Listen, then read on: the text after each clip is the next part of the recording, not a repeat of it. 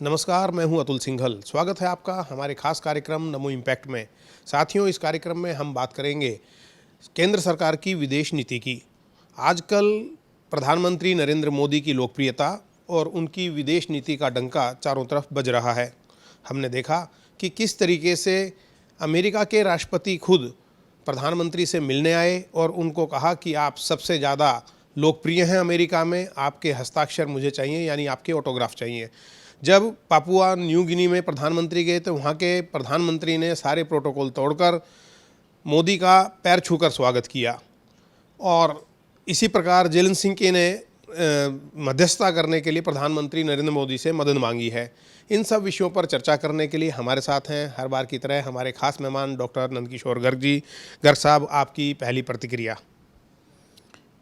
जिस दिन मोदी जी प्रधानमंत्री बने मई 2014 में, तो पहला ही उन्होंने एक वो दिखा दिया था कि बेशक मैं विदेश नीति में निपुण नहीं हूँ, जानकार ज़्यादा नहीं हूँ, परंतु सार्क कंट्रीज़ को सबको शपथ ग्रहण में उपस्थित किया था।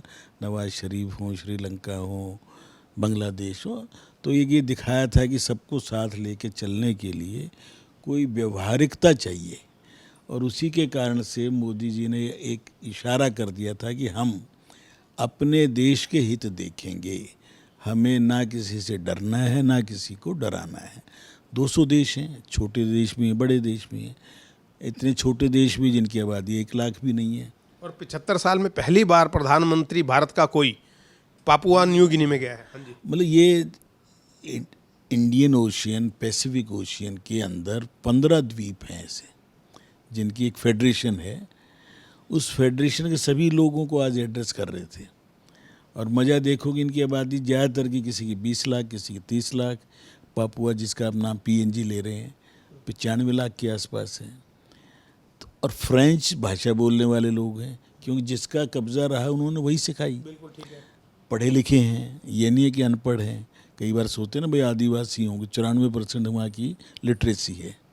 और रात को वो स्वागत किसी का भी नहीं करते थे। आज पहली बार किसी विदेशी मेहमान को रात्रि में बुलाया, मतलब साय के बाद, सूर्य छिपने के बाद।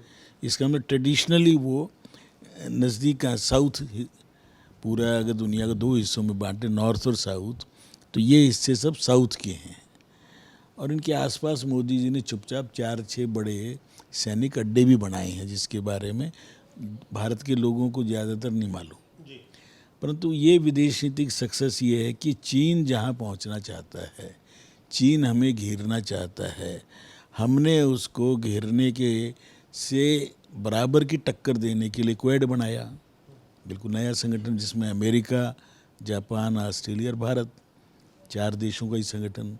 G7 के अंदर भी 7 विशेष गए थे, हम भी उनमें थे। एक ही स्थान पर G7 की मीटिंग हो गई। क्वेड की ऑस्ट्रेलिया होनी थी, हम बिडेन साहब नहीं आ सकते तो वहीं कर ली। ये दिखाता है कि मैं यहाँ बैठा हूँ और मेरे से बहुत उम्र में भी बड़े, देश भी सबसे बड़ा, वो उठ के आए और मेरे को यूँ करके मैं एक खड़ा हूँ, गले मिलूँ, तो ये शक्ति भारत की है। ये वही देश है जिसने कभी वीज़ा देने से मना कर दिया था मोदी जी को व्यक्तिगत तौर पर। आज भी, क्योंकि वहाँ भी डेमोक्रेसी का एक एक्सट्रीम रूप है, आज भी बोलते रहते हैं यहाँ पे स्वतंत्र, धर्म की स्वतंत्रता कम है, ये है। परंतु अमेरिका के लोग भारत के साथ स्वाभाविक रूप से, क्यों, इधर से ये ताकत, उधर मेरा जो 30 लाख वहाँ बसता है, वो 30 लाख कौन है, कोई अनपढ़ लोग नहीं है, सारे डॉक्टर, इंजीनियर, नासा, सब कुछ चलाने वाले मंत्रियों के रूप में, मंत्री के समकक्ष 20 भारतीय हैं। तो ये ताकत हमारी जब बढ़ती है तो सब जगह की बढ़ती है। जब घटी थी 700-800 साल हम नीचे आए थे।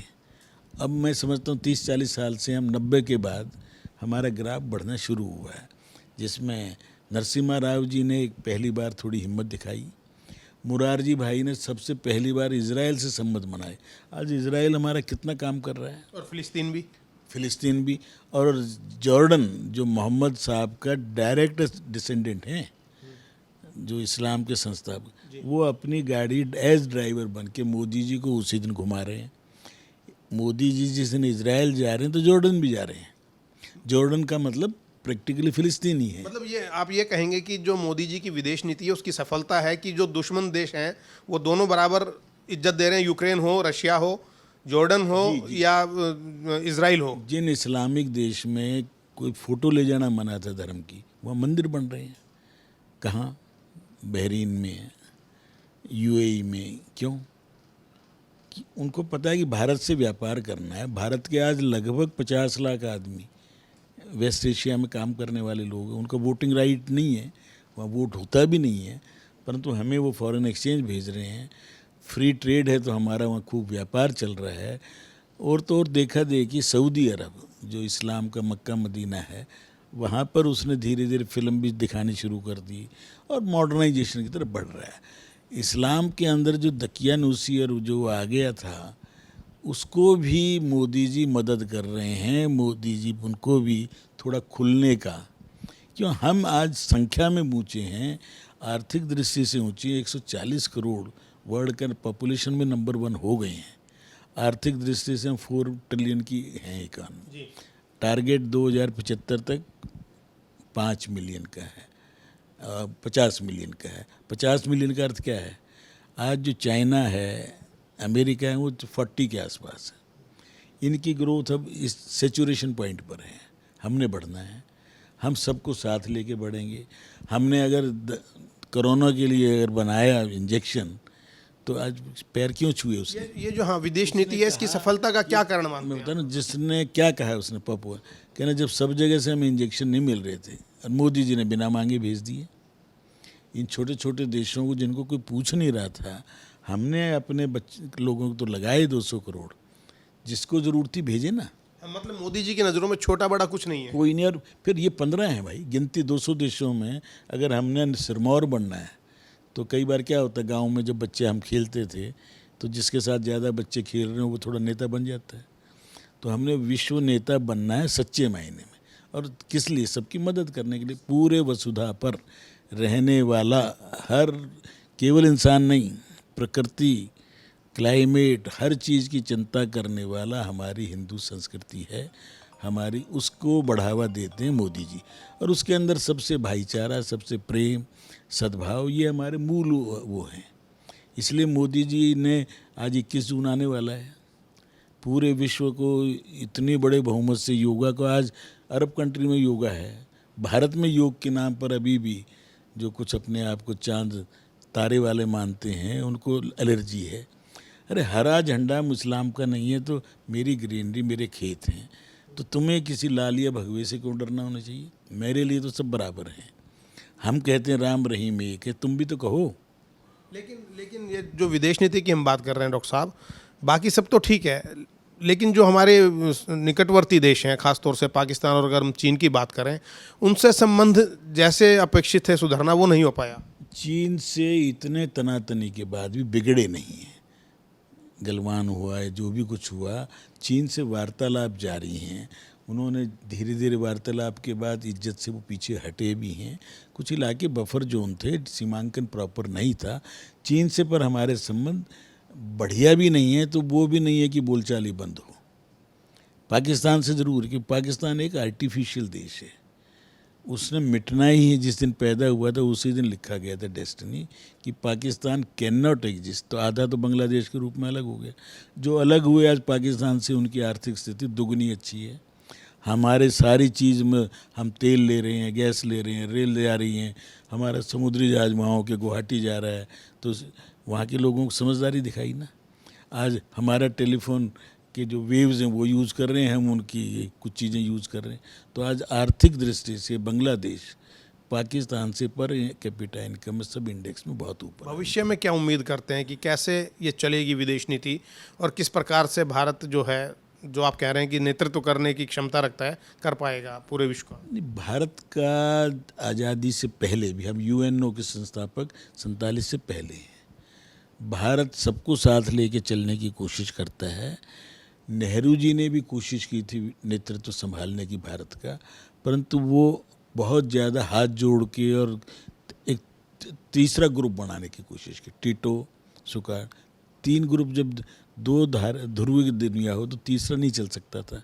आज एक ध्रुवीय होगी प्रैक्टिकली।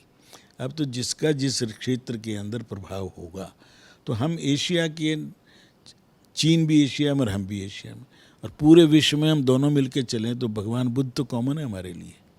चीन के लोगों को भी ये समझ है, इसीलिए चीन हमसे बिगाड़ने की हिम्मत नहीं कर रहा। और मुझे कोई शक नहीं है मोदी जी इस स्थिति में ला देंगे देश को कि अब, पहले तो हमें कोई इग्नोर करके चलते थे, हमारे बारे में विदेश में जाता था तो अखबार में 2 लाइन नहीं मिलती थी, पूरे 20-40 पेज, टीवी पे जिक्र भी नहीं आता था। आज हम, कल जापान के अखबार आज छाए हुए हैं। क्यों? आज हमारे देश के लोगों ने जो मेहनत की है, भारत के इंजीनियर्स ने मेहनत की है, हम विश्व की सॉफ्टवेयर में नंबर 1 हैं, इंजीनियरिंग में नंबर 1 हैं।